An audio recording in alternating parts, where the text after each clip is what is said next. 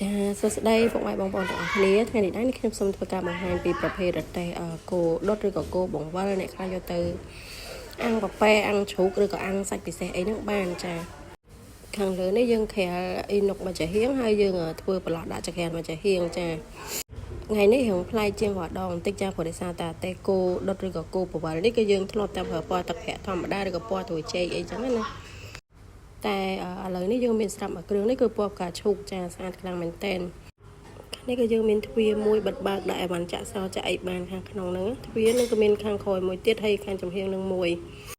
ខាងក្រោយនេះយើងអាចបើកដាក់ជុងដាក់អីបានតាមហ្នឹងណា